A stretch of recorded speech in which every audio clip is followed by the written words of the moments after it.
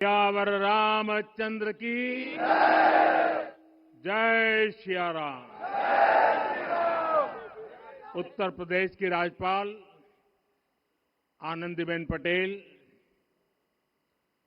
राष्ट्रीय स्वयंसेवक संघ के परम पूजनीय सरसंघ चालक डॉक्टर मोहन भागवत जी, उत्तर प्रदेश के मुख्यमंत्री योगी आदित्यनाथ जी, श्री राम जन्मभूमि तीर्थ क्षेत्र ट्रस्ट के अध्यक्ष पूज्य महंत नृत्य गोपाल दास जी, पूज्य संत समाज, यहां पधारे सभी भक्तगण, देश और दुनिया से इस ऐतिहासिक पल के साक्षी बन रहे कोटि कोटि राम भक्त, देवी और सज्जनों, आज अयोध्या नगरी भारत की सांस्कृतिक चेतना के एक और उत्कर्ष बिंदु की साक्षी बन रही है। आज संपूर्ण भारत, संपूर्ण विश्व राममय है।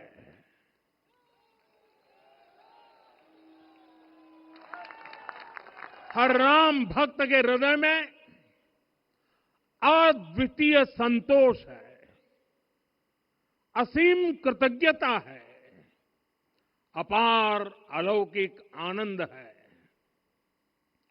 सदियों के घाव भर रहे हैं, सदियों की वेदना आज विराम पा रही है, सदियों का संकल्प आज सिद्धि को प्राप्त हो रहा है। आज उस यज्ञ की पूर्णाहुति है जिसकी अग्नि 500 वर्ष तक प्रज्वलित रही। जो यज्ञ एक पल भी आस्था से डिगा नहीं, एक पल भी विश्वास से टूटा नहीं। आज भगवान श्री राम के गर्भगृह की अनंत ऊर्जा, श्री राम परिवार का दिव्य प्रताप इस धर्म ध्वजा के रूप में इस दिव्यतम भव्यतम मंदिर में प्रतिष्ठापित हुआ है। और साथियों, ये धर्म ध्वजा केवल एक ध्वजा नहीं, ये भारतीय सभ्यता के पुनर्जागरण का ध्वज है। इसका भगवा रंग, इस पर रचित सूर्य वंश की ख्याति, वर्णित ओम शब्द और अंकित कोविदार वृक्ष राम राज्य की कीर्ति को प्रतिरूपित करता है। ये ध्वज संकल्प है, ये ध्वज सफलता है, ये ध्वज संघर्ष से सृजन की गाथा है, ये ध्वज सदियों से चले आ रहे स्वप्नों का साकार स्वरूप है। ये ध्वज संतों की साधना और समाज की सहभागिता की सार्थक परिणति है।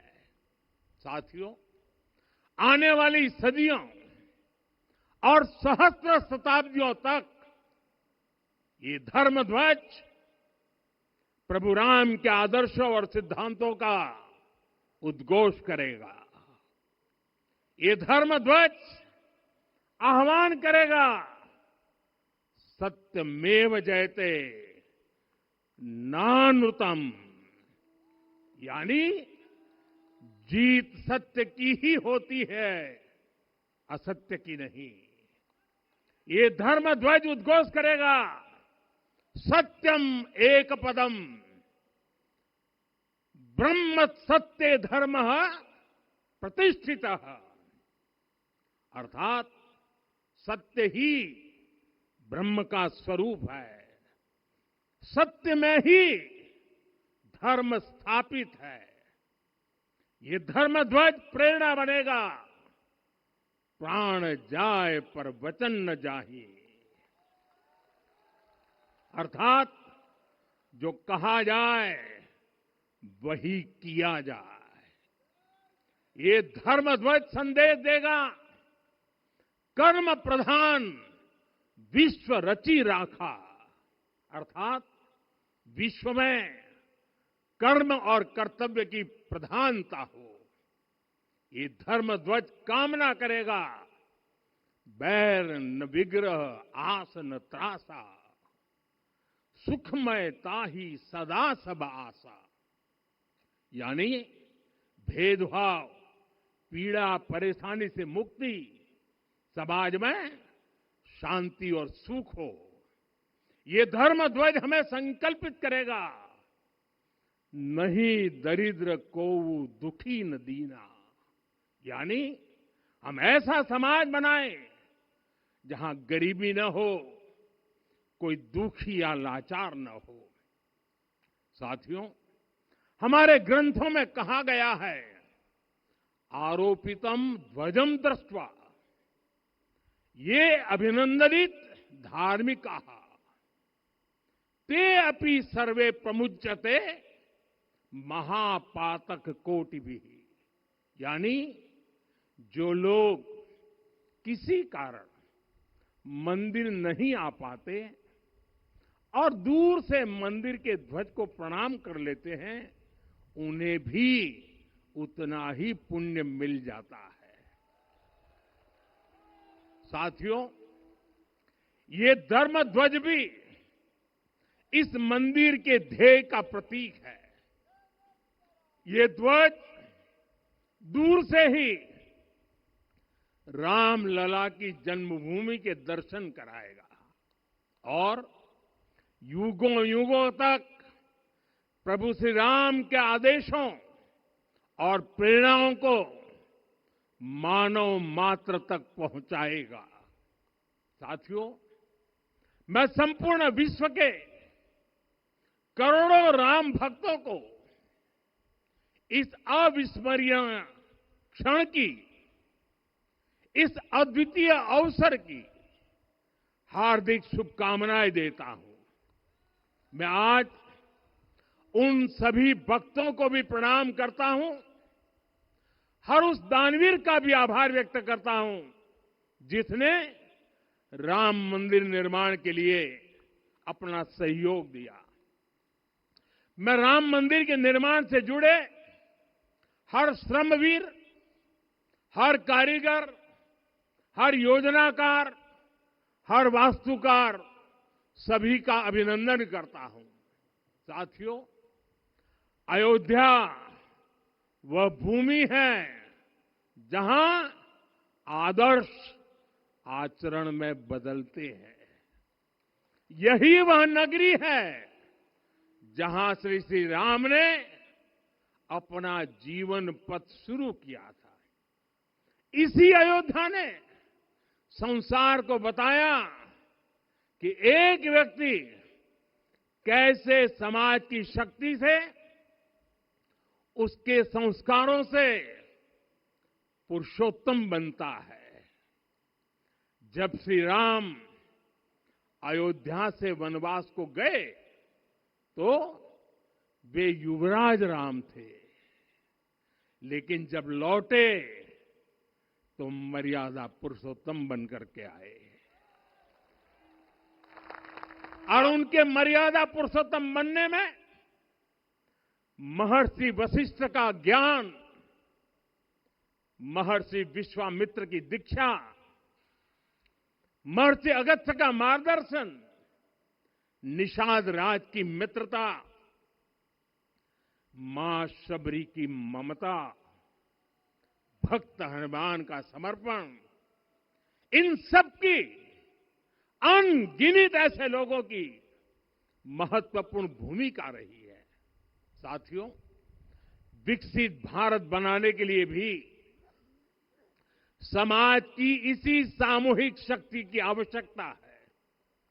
मुझे बहुत खुशी है कि राम मंदिर का दिव्य प्रांगण भारत के सामूहिक सामर्थ्य की भी चेतना स्थली बन रहा है। यहां 7 मंदिर बने हैं।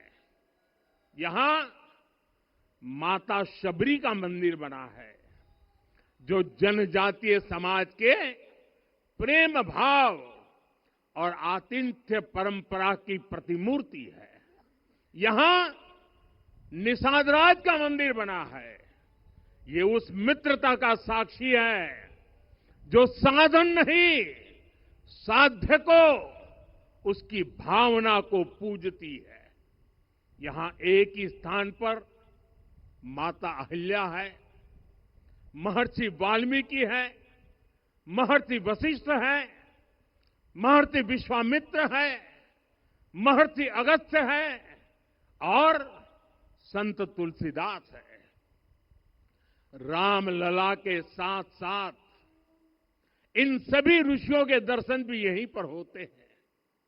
यहां जटायु जी और गिलहरी की मूर्तियां भी हैं, जो बड़े संकल्पों की सिद्धि के लिए हर छोटे से छोटे प्रयास के महत्व को दिखाती है।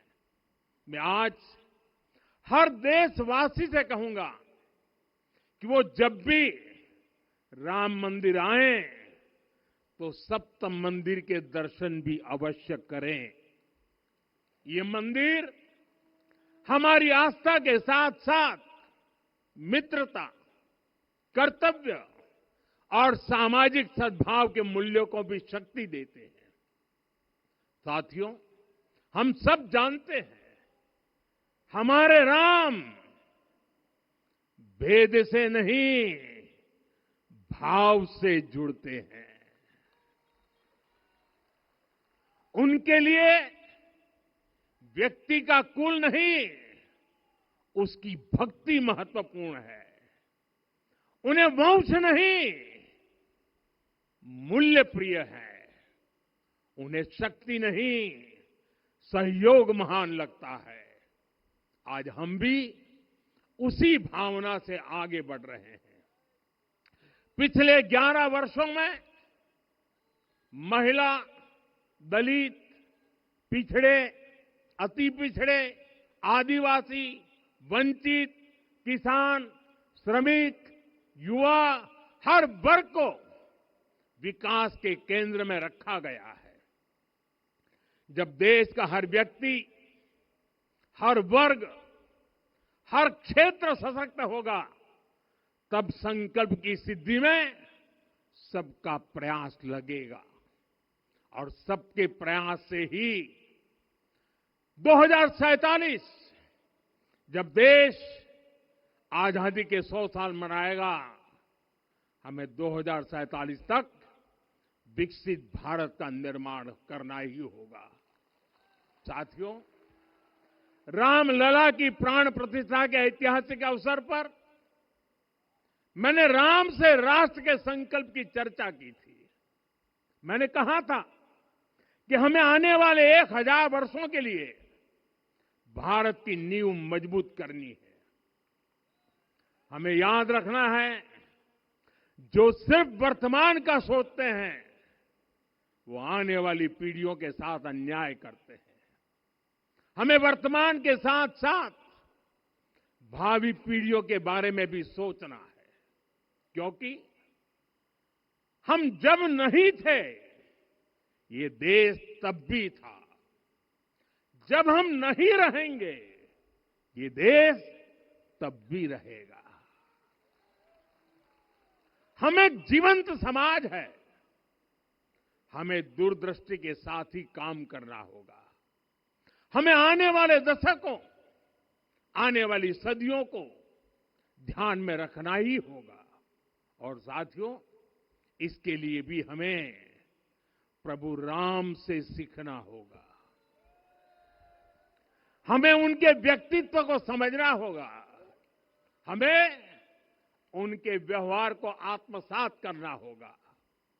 हमें याद रखना होगा, राम यानी आदर्श, राम यानी मर्यादा, राम यानी जीवन का सर्वोच्च चरित्र, राम यानी सत्य और पराक्रम का संगम। दिव्य गुणे शक्र समो रामः सत्य पराक्रमः। राम यानी धर्म पथ पर चलने वाला व्यक्तित्व। रामः सत्पुरुषो लोके सत्यः सत्यपरायणः। राम यानी जनता के सुख को सर्वोपरि रखना, प्रजा सुखत्वे चंद्रस्य। राम यानी धर्म और क्षमा का दरिया। वसुधाया क्षमा गुणे है। राम यानी ज्ञान और विवेक की पराकाष्ठा। बुद्धया बृहस्पते तुल्य। राम यानी कोमलता में दृढ़ता। मृदु पूर्वज भाषते। राम यानी कृतज्ञता का सर्वोच्च उदाहरण। कदाचन नोपकारेण कृति नैकेन तुष्यति। राम यानी श्रेष्ठ संगति का चयन। शीला वृद्धे ज्ञान वृद्धे वयोवृद्धे च सज्जने। राम यानी विनम्रता में महाबल। वीर्यवान च वीर्येण महता स्वेन विस्मितः। राम यानी सत्य का अडिग संकल्प। न च अनुत्र कथो विद्वान। राम यानी जागरूक, अनुशासित और निष्कपट मन। निस्तिंद्र अपम्रत च स्वदोष परदोषवित। साथियों, राम सिर्फ एक व्यक्ति नहीं, राम एक मूल्य है, एक मर्यादा है, एक दिशा है। अगर भारत को साल 2047 तक विकसित बनाना है, अगर समाज को सामर्थ्यवान बनाना है, तो हमें अपने भीतर राम को जगाना होगा। हमें अपने भीतर के राम की प्राण प्रतिष्ठा करनी होगी। और इस संकल्प के लिए आज से बेहतर दिन और क्या हो सकता है। साथियों, 25 नवंबर का यह ऐतिहासिक दिन अपनी विरासत पर गर्व का एक और अद्भुत क्षण लेकर आया है। इसकी वजह है धर्म ध्वजा पर अंकित कोविदार वृक्ष। ये कोविदार वृक्ष इस बात का उदाहरण है कि जब हम अपनी जड़ों से कट जाते हैं तो हमारा वैभव इतिहास के पन्नों में दब जाता है। साथियों, जब भरत अपनी सेना के साथ चित्रकूट पहुंचे तो लक्ष्मण ने दूर से ही अयोध्या की सेना को पहचान लिया। ये कैसे हुआ, इसका वर्णन वाल्मीकि जी ने किया है। और वाल्मीकि जी ने क्या वर्णन किया है? उन्होंने कहा है, विराजित उद्गत स्कंधम कोविदार ध्वजः रथे। लक्ष्मण कहते हैं, राम, सामने जो तेजस्वी प्रकाश में विशाल वृक्ष जैसा ध्वज दिखाई दे रहा है, वही अयोध्या की सेना का ध्वज है। उस पर कोविदार का शुभ चिन्ह अंकित है। साथियों, आज जब राम मंदिर के प्रांगण में कोविदार फिर से प्रतिष्ठित हो रहा है, यह केवल एक वृक्ष की वापसी नहीं है, यह हमारी स्मृति की वापसी है, हमारी अस्मिता का पुनर्जागरण है, हमारी स्वाभिमानी सभ्यता का पुनः उद्घोष है। कोविदार वृक्ष हमें याद दिलाता है कि जब हम अपनी पहचान भूलते हैं तो हम स्वयं को खो देते हैं, और जब पहचान लौटती है तो राष्ट्र का आत्मविश्वास भी लौट आता है। और इसलिए मैं कहता हूं, देश को आगे बढ़ना है तो अपनी विरासत पर गर्व करना होगा। साथियों, अपनी विरासत पर गर्व के साथ साथ एक और बात भी महत्वपूर्ण है, और वो है गुलामी की मानसिकता से पूरी तरह मुक्ति। आज से 190 साल पहले 190 साल पहले साल 1835 में 1835 में मैकाले नाम के एक अंग्रेज ने भारत को अपनी जड़ों से उखाड़ने के बीज बोए थे। मैकाले ने भारत में मानसिक गुलामी की नींव रखी थी। 10 साल बाद यानी 2035 में उस अपवित्र घटना को 200 वर्ष पूरे हो रहे हैं। कुछ दिन पहले मैंने एक कार्यक्रम में आग्रह किया था कि हमें आने वाले 10 वर्षों तक उस 10 वर्षों का लक्ष्य लेकर चलना है कि भारत को गुलामी की मानसिकता से मुक्त करके रहेंगे। साथियों, सबसे बड़ा दुर्भाग्य यह है कि मैकाले ने जो कुछ सोचा था उसका प्रभाव कहीं व्यापक हुआ। हमें आजादी मिली, लेकिन हीन भावना से मुक्ति नहीं मिली। हमारे यहां एक विकार आ गया कि विदेश की हर चीज, हर व्यवस्था अच्छी है और जो हमारी अपनी चीजें हैं उनमें खोट ही खोट है। साथियों, गुलामी की यही मानसिकता है जिसने लगातार यह स्थापित किया। हमने विदेशों से लोकतंत्र लिया। कहा गया कि हमारा संविधान भी विदेश से प्रेरित है, जबकि सच ये है कि भारत लोकतंत्र की जननी है, मदर ऑफ डेमोक्रेसी है। लोकतंत्र हमारे डीएनए में है। साथियों, अगर आप तमिलनाडु जाएंगे तो तमिलनाडु के उत्तरी हिस्से में उतिरमेरूर गांव है। वहां हजारों वर्ष पहले का एक शिलालेख है। उसमें बताया गया है कि उस कालखंड में भी कैसे लोकतांत्रिक तरीके से शासन व्यवस्था चलती थी, लोग कैसे सरकार चुनते थे। लेकिन हमारे यहां तो मैग्ना कार्टा की प्रशंसा का ही चलन रहा। हमारे यहां भगवान बसवन्ना, उनके अनुभव मंटपा की जानकारी भी सीमित रखी गई। अनुभव मंटपा यानी जहां सामाजिक, धार्मिक और आर्थिक विषयों पर सार्वजनिक बहस होती थी, जहां सामूहिक सहमति से निर्णय लिए जाते थे। लेकिन गुलामी की मानसिकता के कारण इस भारत की कितनी ही पीढ़ियों को इस जानकारी से भी वंचित रखा गया। साथियों, हमारी व्यवस्था के हर कोने में गुलामी की इस मानसिकता ने डेरा डाला हुआ था।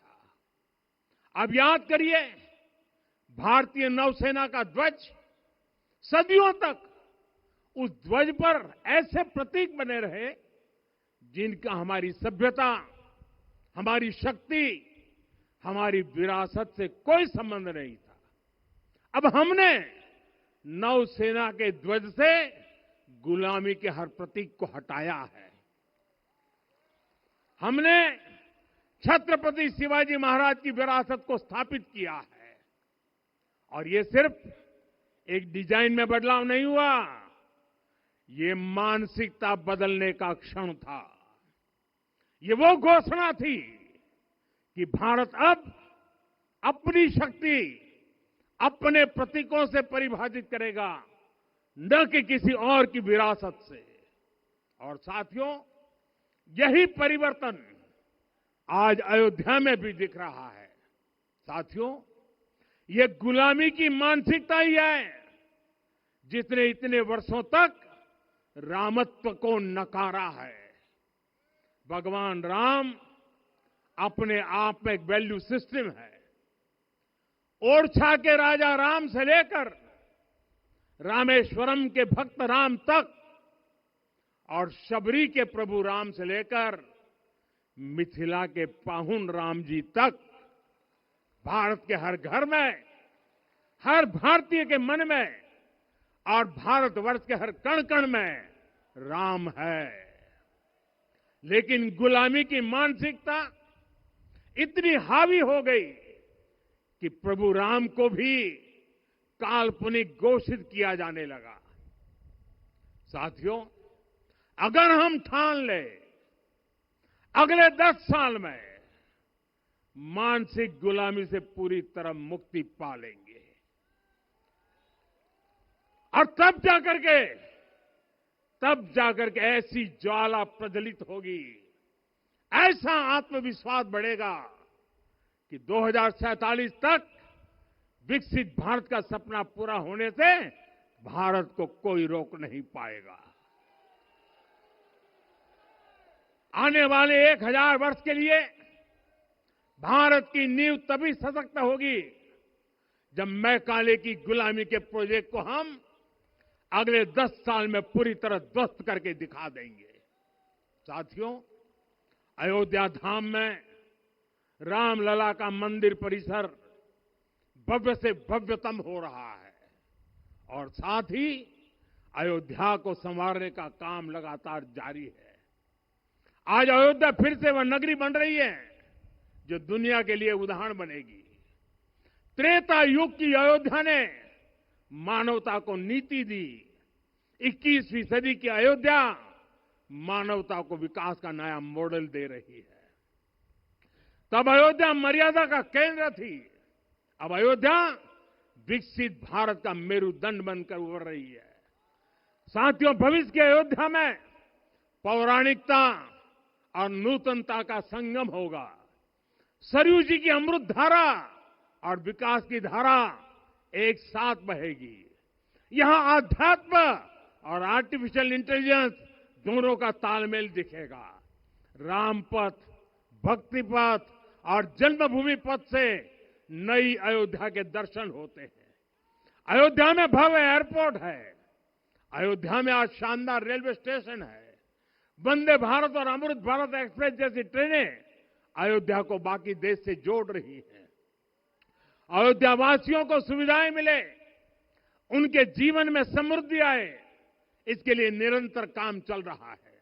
साथियों, जब से प्राण प्रतिष्ठा हुई है तब से लेकर आज तक करीब करीब 45 करोड़ श्रद्धालु यहां दर्शन के लिए आ चुके हैं। ये वो पवित्र भूमि है जहां 45 करोड़ लोगों के चरण रच पड़े हैं और इससे अयोध्या और आसपास के लोगों की आय में आर्थिक परिवर्तन आया है, वृद्धि हुई है। कभी अयोध्या विकास के पैमानों में बहुत पीछे थी, आज अयोध्या नगरी यूपी के अग्रणी शहरों में से एक बन रही है। साथियों, 21वीं सदी का आने वाला समय बहुत महत्वपूर्ण है। आजादी के बाद के 70 साल में भारत विश्व की 11वीं सबसे बड़ी अर्थव्यवस्था बना। 70 साल में 11वीं। लेकिन पिछले 11 साल में ही भारत विश्व की 5वीं सबसे बड़ी अर्थव्यवस्था बन चुका है। और वो दिन दूर नहीं जब भारत विश्व की 3री सबसे बड़ी अर्थव्यवस्था भी बन जाएगा। आने वाला समय नए अवसरों का है, नई संभावनाओं का है और इस अहम कालखंड में भी भगवान राम के विचार ही हमारी प्रेरणा बनेंगे। जब श्री राम के सामने रावण विजय जैसा विशाल लक्ष्य था, तब उन्होंने कहा था, सौरज धीरज ते ही रथ चाका, सत्यशील दृढ़ ध्वज पताका। बल विवेक दम परहित गोरे, क्षमा कृपा समता रजु जोरे। यानी रावण पर विजय पाने के लिए जो रथ चाहिए, शौर्य और धैर्य उसके पहिए हैं, उसकी ध्वजा सत्य और अच्छे आचरण की है। बल, विवेक, संयम और परोपकार इस रथ के घोड़े हैं। लगाम के रूप में क्षमा, दया और समता है, जो रथ को सही दिशा में रखते हैं।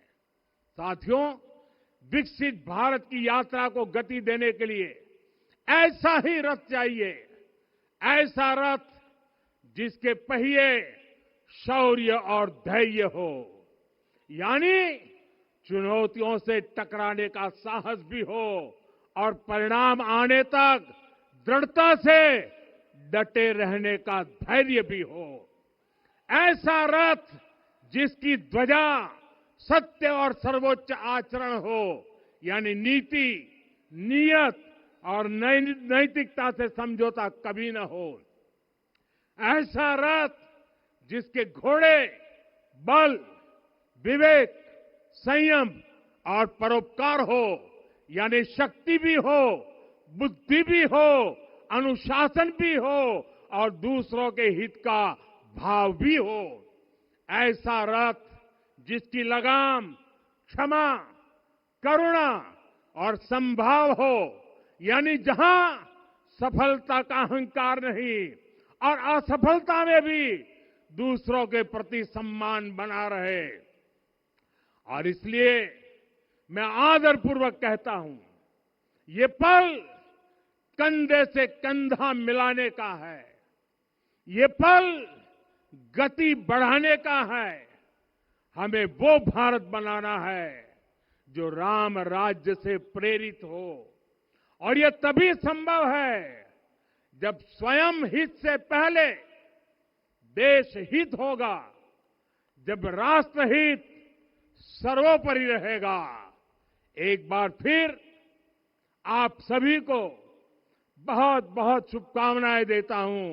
जय सिया राम, जय सिया राम, जय सिया राम।